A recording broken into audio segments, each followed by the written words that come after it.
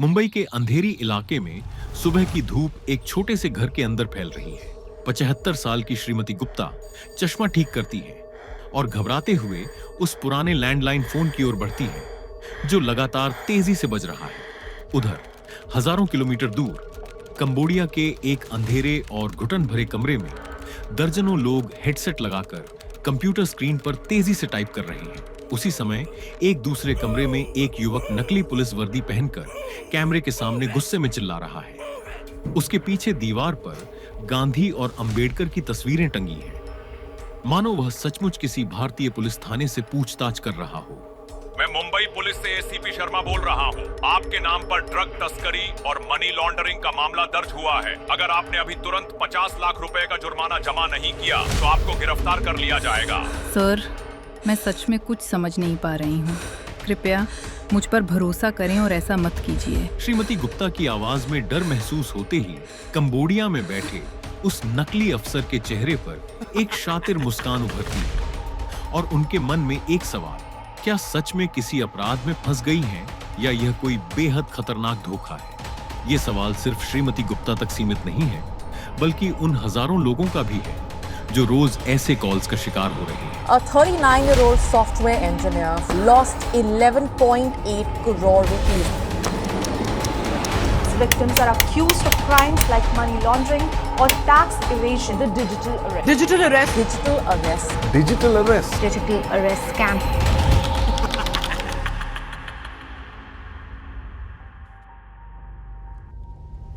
यह किस्सा कोई फिल्म का सीन नहीं, बल्कि हकीकत है दक्षिण पूर्व एशिया में पनप रहे एक अंतरराष्ट्रीय साइबर रैकेट की, जिसका नाम है डिजिटल अरेस्ट स्कैम। एक ऐसा स्कैम जो रोज हजारों मासूम लोगों को कानून के झूठे फंदे में फंसाकर उनकी जीवन भर की कमाई छीन रहा है।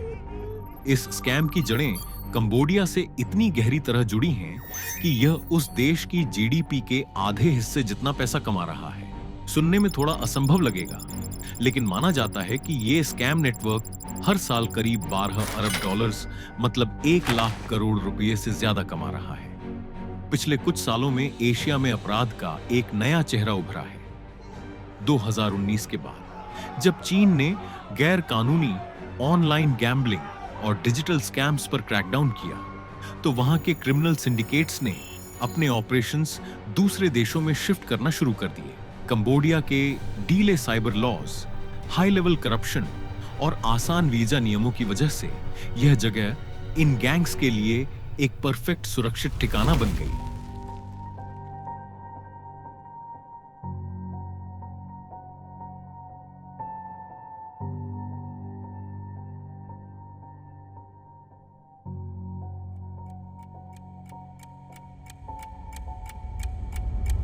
शुरुआती दिनों में ये गैंग्स ज्यादातर चाइनीज और साउथ ईस्ट एशियन लोगों को टारगेट कर रहे थे, लेकिन जैसे जैसे इनका नेटवर्क फैलता गया, इनका एम भी बदलने लगा। इंडिया के इंटरनेट यूजर्स की बड़ी पॉपुलेशन और डिजिटल अवेयरनेस की कमी की वजह से ये देश इनके लिए एक परफेक्ट सॉफ्ट टारगेट बन गया। 2021 तक पुलिस के पास धीरे धीरे शिकायतें आने लगी थी। लोग बताते थे कि उन्हें धमकी भरे कॉल आते, सामने वाला खुद को पुलिस या किसी सरकारी एजेंसी का अफसर बताता और फिर डराकर पैसों की मांग करता। शुरुआत में ये केसेस आइसोलेटेड लगे, जैसे कुछ रैंडम इवेंट्स हों, लेकिन किसी ने सोचा भी नहीं था कि 2024 आते आते यही स्कैम एक डिजिटल सुनामी बनकर पूरे देश में फैल जाएगा। 2024 तक आते आते चीजें साफ होने लगी। पुलिस और साइबर एजेंसियों को समझ आने लगा कि ये धमकी भरे कॉल्स असल में कंबोडिया, म्यांमार और वियतनाम जैसे देशों से किए जा रहे थे, वो भी वॉइस ओवर आईपी टेक्नोलॉजी के जरिए। भारत के गृह मंत्रालय की साइबर विंग ने जब इन्वेस्टिगेशन तेज की तो एक बड़ा खुलासा हुआ। करीब 45,000 से ज्यादा इंडियन सिम कार्ड्स म्यांमार और कैम्बोडिया भेजे गए थे, सिर्फ इस स्कैम को ऑपरेट करने के लिए। इन सिम कार्ड्स और advanced voice over IP SIM box के सहारे स्कैमर्स कंबोडिया में बैठकर भारत के लोगों को कॉल करते। कॉलर आईडी पर भारतीय नंबर फ्लैश होता और शिकार को पूरा यकीन हो जाता कि कॉल यहीं से आ रहा है।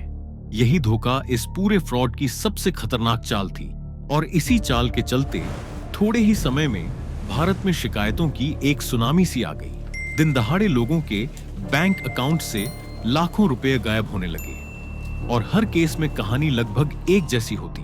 आपके कुरियर पार्सल में ड्रग्स मिले हैं। आपका फोन नंबर मनी लॉन्ड्रिंग में इस्तेमाल हुआ है। ऐसी किसी बहाने से कॉल की शुरुआत होती है और फिर सामने वाला खुद को पुलिस या सरकारी अफसर बताकर डराता है। डरे सहमे लोग घबराहट में वही सब करने लगते जो उन्हें कहा जाता और इसी घबराहट में अपनी पूरी जमा पूंजी तक गंवा बैठते। अब सवाल उठता है, ये स्कैम चलता कैसे है? ये कोई साधारण ठगी नहीं, बल्कि एक वेल प्लान्ड 3 लेवल स्कैम है जिसे खास तौर पर शिकार को मानसिक रूप से तोड़ने के लिए बनाया गया है। चलिए इसे आसान भाषा में समझते हैं। सबसे पहले एक कॉल आता है। सामने वाला खुद को फेडेक्स या किसी कुरियर कंपनी का कर्मचारी बताता है और कहता है, आपके नाम पर एक पार्सल आया है जिसमें इल्लीगल सामान पाया गया है। यह सुनकर शिकार घबरा जाता है। अगली कॉल पर एक नया व्यक्ति आता है जो खुद को भारतीय पुलिस अधिकारी बताता है। यह व्यक्ति सख्त लहजे में कहता है, आप पर एफआईआर दर्ज होगी, तुरंत अपने बैंक खाते का विवरण दीजिए। डरा हुआ शिकार उसकी वर्दी, पीछे दीवार पर टंगी महात्मा गांधी की तस्वीर और थाने का बोर्ड देखकर उसकी बातों में आ जाता है।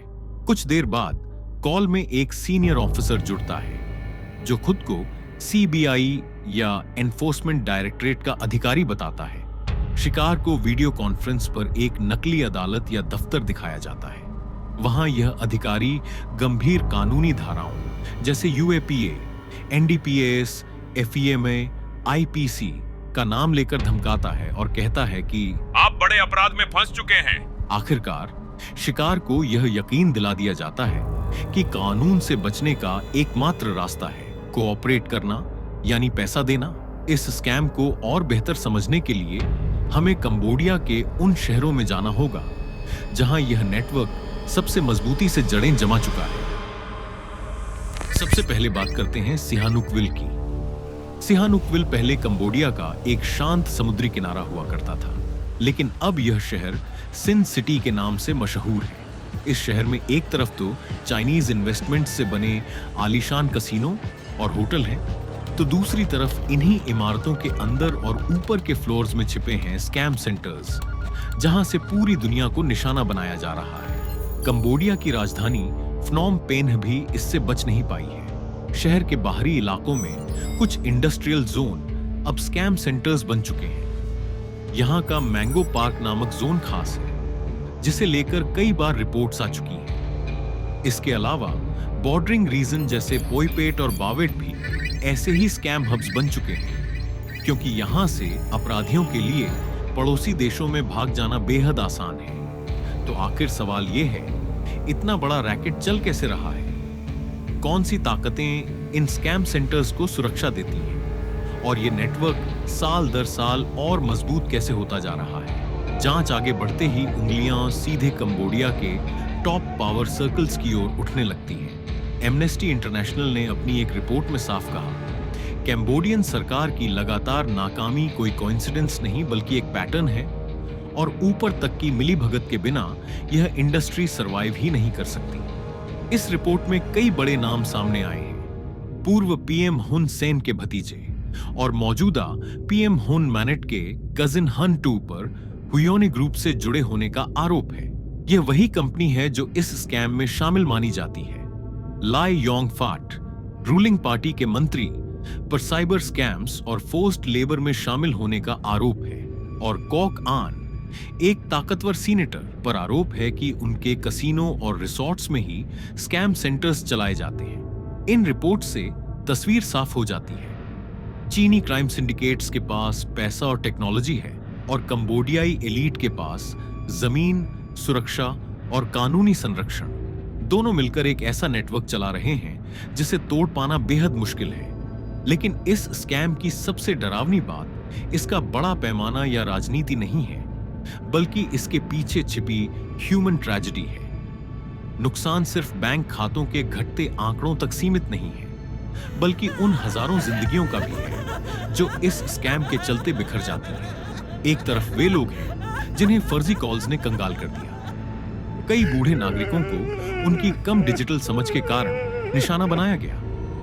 मुंबई की 86 साल की एक महिला ने नकली कोर्टरूम देखकर 20 करोड़ रुपए गंवा दिए। कर्नाटक की एक गृहिणी ने परिवार से छुपाकर धीरे धीरे 3 करोड़ रुपए ट्रांसफर कर दिए। दूसरी तरफ वे युवा हैं जिन्हें नौकरी के सपने दिखाकर कंबोडिया ले जाया गया। वहां उनके पासपोर्ट जब्त कर लिए गए और उन्हें इस ठगी का हिस्सा बनने के लिए मजबूर कर दिया गया। जो मना करता उन्हें बिजली के झटकों से पीटा जाता और अंधेरी जेलों में बंद कर दिया जाता। साल 2022 से अब तक करीब 2400 भारतीयों को दक्षिण पूर्व एशिया के इस ठगी नेटवर्क से बचाया जा चुका है, जिनमें से 800 सिर्फ कंबोडिया से थे।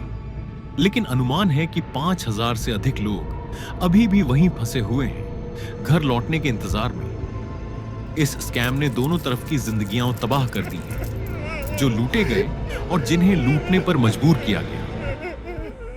डिजिटल अरेस्ट स्कैम सिर्फ पैसों की ठगी नहीं, बल्कि हमारे समाज के सबसे कमजोर लोगों पर हमला है।